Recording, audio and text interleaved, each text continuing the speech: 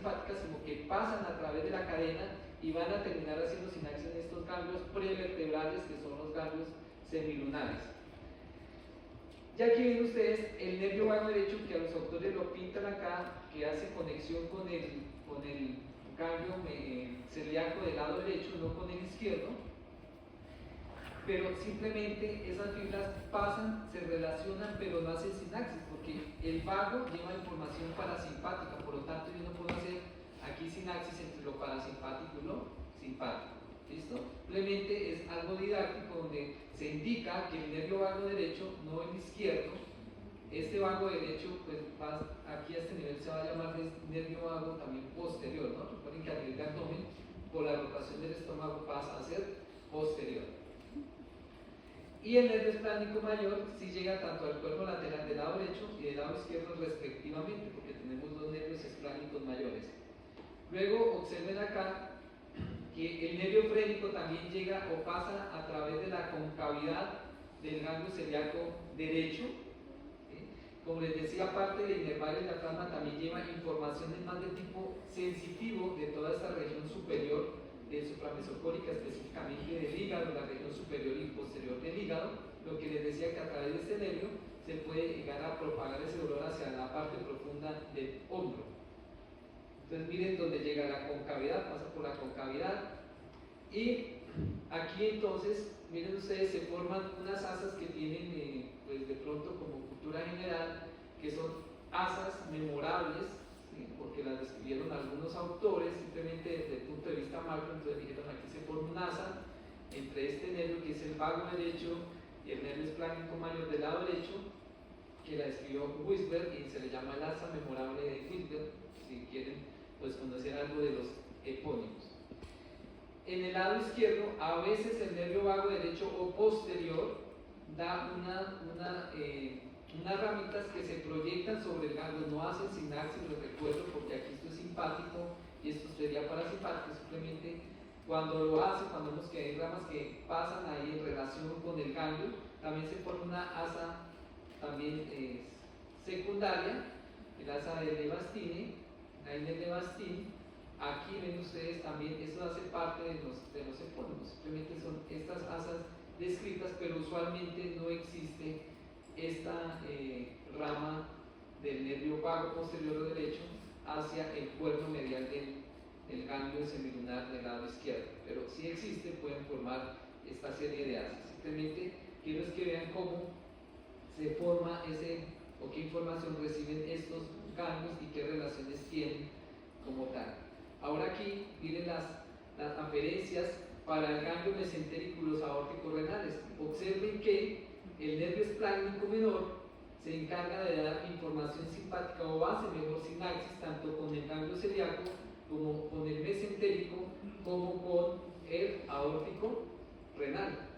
Entonces miren que los esplánicos menores, que vienen de T9 a T11 usualmente, miren esa información, esas fibras preganglionales que no hicieron sinapsis en la cadena simpática, como que atravesaron, miren donde hacen su sinapsis en los tres ganglios principales que forman el tronco celíaco, a diferencia del esplánico mayor, que solo lo hace hacia el ganglio semilunar. ¿Hasta ahí va? Ok. Y cuando existe el nervio esplánico IMO, entonces debe aparecer este ganglio, que no lo dibujan algunos autores como Netter, pero que si existe el nervio esplánico IMO, que viene de T12, pues mire, aparece otro ganglio que es el ganglio renal.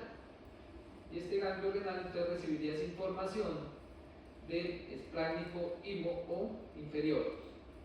Y entonces aquí empieza a haber un cruce de información entre todos estos ganglios, empiezan a haber interconexiones formando una red alrededor del tronco celíaco que permite esa comunicación, esa anastomosis, esa sinapsis, entre estos ganglios.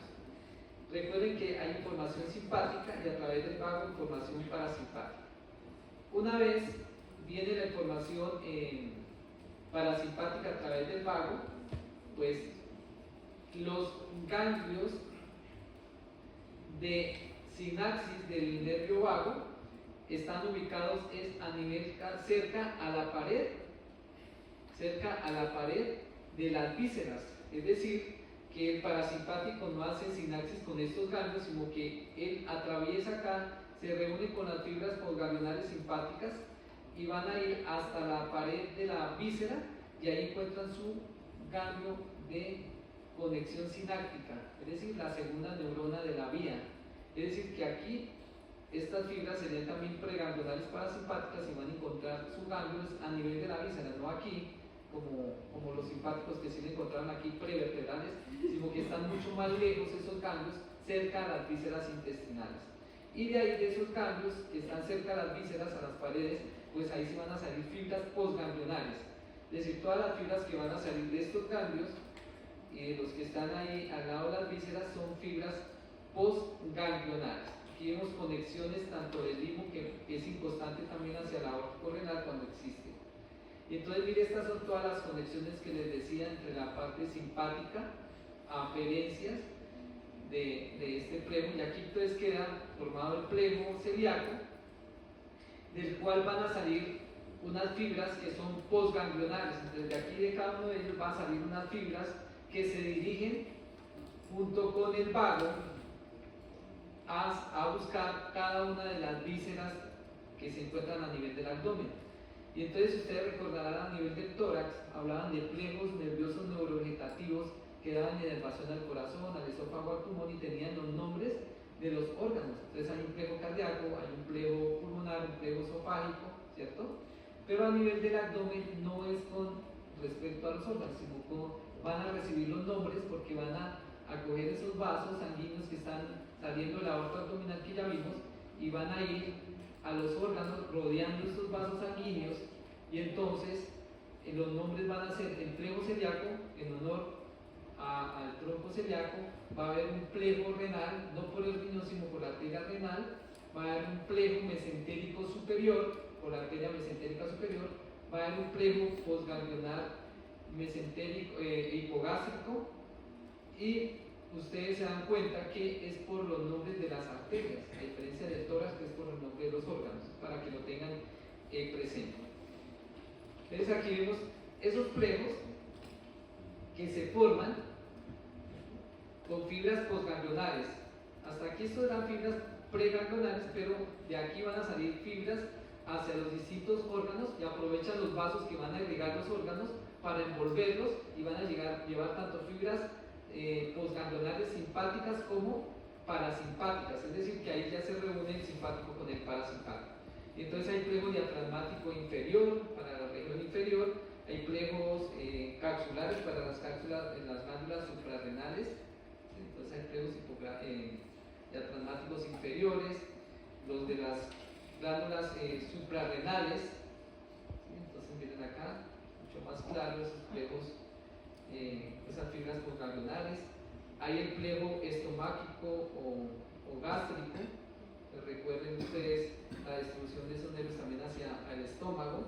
Entonces va a haber un plego coronario estomáquico siguiendo la arteria gástrica izquierda. Va a haber un plego hepático, que lógicamente es para el hígado. ¿Sí? Va a haber un plego esplénico, que sería para el vaso. Hay un plego renal, que envuelve la arteria, aquí lleva tanto información simpática como parasimpática. Va a haber un plego mesentérico superior, entonces miren aquí fibras postganglionares simpáticas, y lógicamente a través del nervio vago va la información también parasimpática.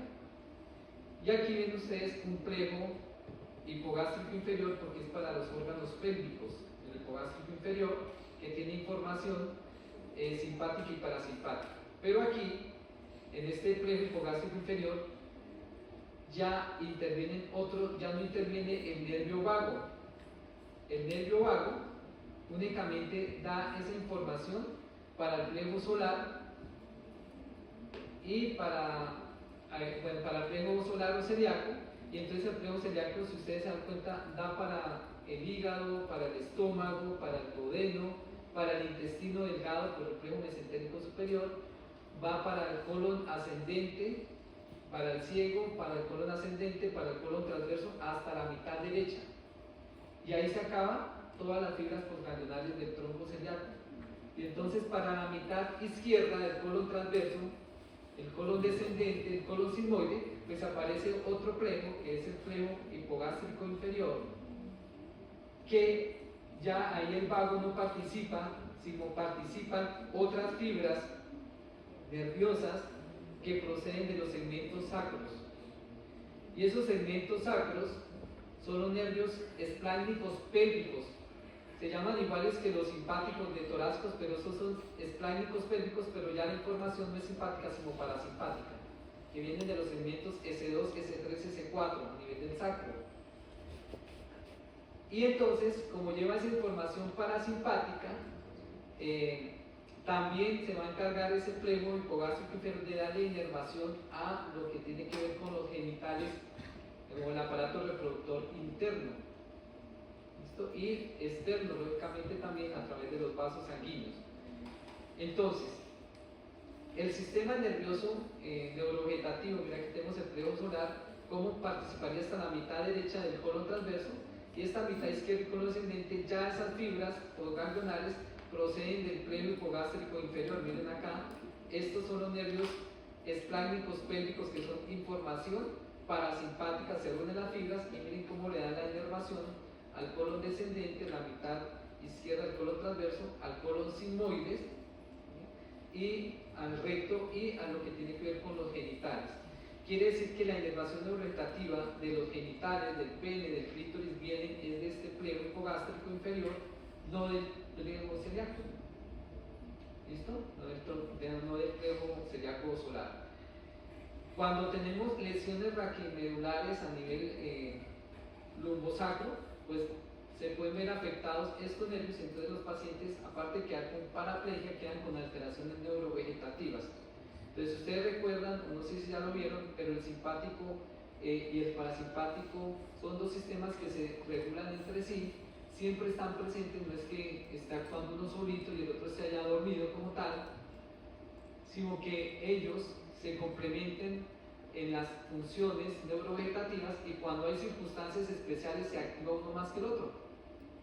En este caso, por ejemplo, en la oscuridad, cuando están ustedes aquí tranquilos, relajados, pues activan ese parasimpáticos, algunos duermen, otros están ahí bostezando, con movimientos intestinales aumentados, se han desayunado, ¿cierto? Pero el simpático se activa en estados de alerta, de estrés, los van a atracar, los van a robar, un toro o una serpiente, que si le tiene aversión a la serpiente, entonces inmediatamente el simpático se activa.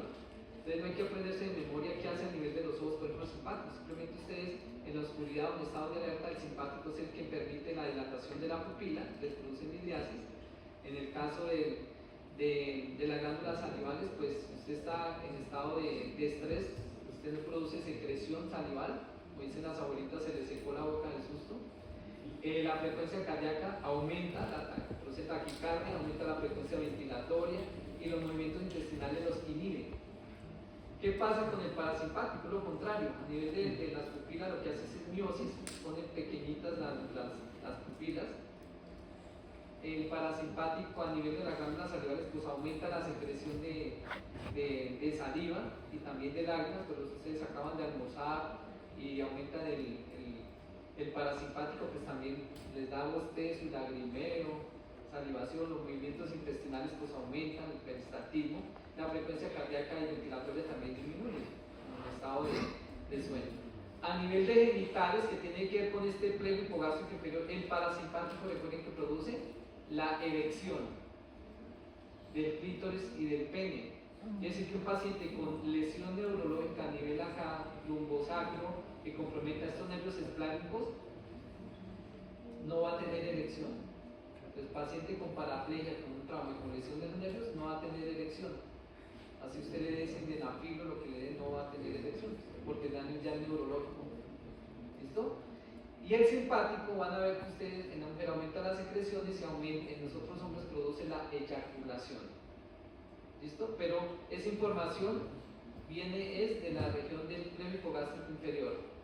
Entonces, esto se los doy para que recuerden que el plego solar solo va hasta, y el nervio vago derecho solo va hasta la mitad derecha del colon transverso, y de ahí para allá ya interviene otro plejo, que lo van, pues lo repito, esto también estoy metiendo en el otro módulo, que es de pelvis, ya viene del plejo hipogástrico inferior, de los nervios espláncnicos pélvicos, que son con información parasimpática.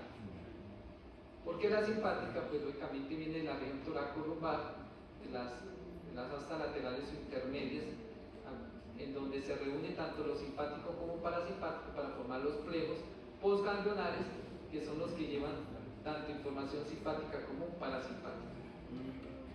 Esto es lo que les decía, miren acá, información simpática es solo toracolumbar, a nivel cervical y a nivel sacro no hay información simpática, o por lo menos no hay hasta laterales intermedias. Estas son las fibras preganglionares, algunas van a hacer sinapsis en los ganglios de la cadena laterovertebral, otras como las espláncnicos mayor y menor no hacen sinapsis en la cadena, sino que van a buscar los ganglios prevertebrales que vimos que son los semilunares, el mesentérico, los aórticos renales, para conformar o enviar información al plejo celíaco o solar. Aquí vemos esos ganglios prevertebrales, el ganglio celíaco, el mesentérico superior, mesentérico inferior, que son los que ayudan a formar estos dos, junto con el aórtico renal, lo que es el plejo celíaco. Y los otros son el plejo mesentérico superior e inferior, y aquí miren ustedes cómo la información simpática que viene por el plejo hipogástrico inferior se reúne con la información sacra, que ya es un componente parasimpático, que está en color azul, aquí abajo, y entonces aquí se forma el plejo hipogástrico inferior, que es el que les digo que miren acá, como va a dar la inervación es para el lado izquierdo del colon sigmoides, el recto, y lo que hablamos de los genitales.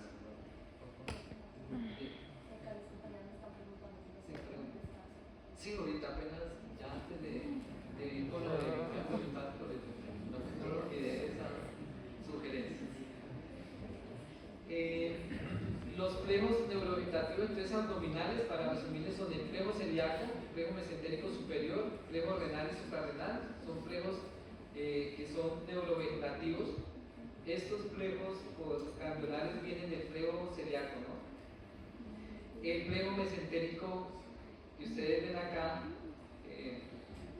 inferior, que tiene netamente información simpática, pues va después a reunirse con la información parasimpática para dar inervación a lo que habíamos dicho anteriormente, que tiene que ver con la inervación de la mitad izquierda del polo y de lo que tiene que ver con los órganos pélvicos.